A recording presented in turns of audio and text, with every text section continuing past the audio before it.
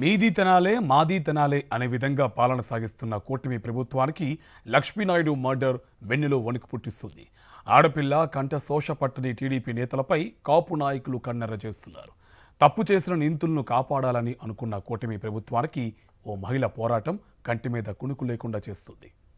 నెల్లూరు జిల్లా దారకానిపాడులో జరిగిన లక్ష్మీనాయుడు మర్డర్ కూటమి ప్రభుత్వానికి కునుకు లేకుండా చేస్తోంది.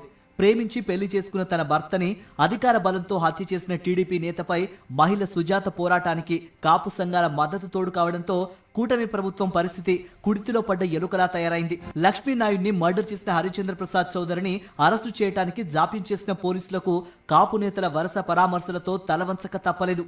లక్ష్మీనాయుడు భార్యని పరామర్శించిన కాపు నేత నరేంద్ర పోలీసులు కూటమి ప్రభుత్వంపై ధ్వజమెత్తాడు. వంగవీటి మోహన రంగానే హత్య చేసిన వారు కాపు కుటుంబాలకు న్యాయం చేయలేరన్నారు. పవన్ ని నమ్మి కాపులందరూ మోసపోయారన్నారు. ఇకనైనా కాపులు కళ్ళు తెరవాలని, లక్ష్మీనాయుడిని హత్య చేసిన వారికి కఠిన శిక్ష వేయకపోతే ఉద్యమిస్తామని హెచ్చరించారు. ధనం చూసుకుని రెచ్చిపోయి అధికారంతో చూసుకున్నటువంటి చేస్తున్నటువంటి ఈ దాష్టికాల్ని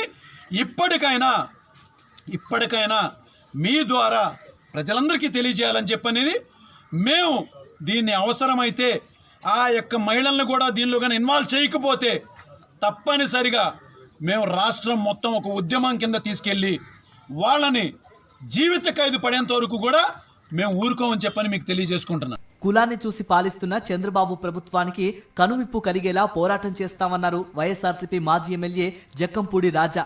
ఈ కేసుతో సంబంధం ఉన్న వారందరినీ కఠినంగా శిక్షించాలని డిమాండ్ చేశారు. ఇది మంచి పద్ధతి కాదు.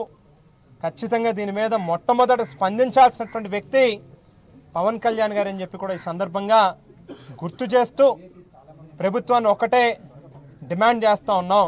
తక్షణమే ఎవరైతే ఈ యొక్క మర్డర్ జరగడానికి కారకులో అందరినీ కూడా ఇమ్మీడియట్గా కస్టడీలోకి తీసుకోవాల్సినటువంటి అవసరం ఉంది. హత్య జరిగి 18 రోజులైనా పరామర్శకు రాని కూటమి నేతలు హడావిడిగా హోంమంత్రి అనిత రావడంతో చేదు అనుభవం ఎదురైంది. నిందితులను కాపాడడానికి ప్రయత్నించి తీరిగ్గా వస్తారా అని లక్ష్మీనాయుడు కుటుంబ సభ్యులు నిలదీయడంతో అనిత అవాక్కయ్యారు.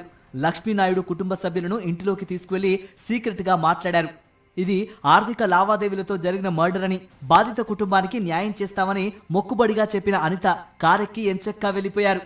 చిన్న ఆర్థిక లావాదేవీల మధ్యలో డబ్బులు అడిగేదానికి మధ్యలో జరిగిన గొడవలో అతి పైశాచికంగా చెప్పాలంటే బ్రూటల్గా ఒక ప్లాన్ ప్రకారం ఆ అబ్బాయిని చంపడం అనేది మనందరం కూడా చూస్తున్నాం.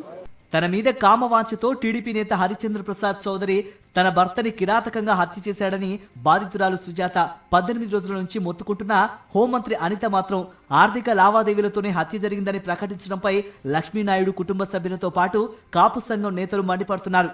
తమ కులపోడు తప్పు చేసినా అది ఒప్పుగా చెప్పుకునే ప్రభుత్వ పెద్దలు లక్ష్మీనాయుడు కుటుంబానికి ఏ విధంగా న్యాయం చేస్తారో వేచి చూడాలి.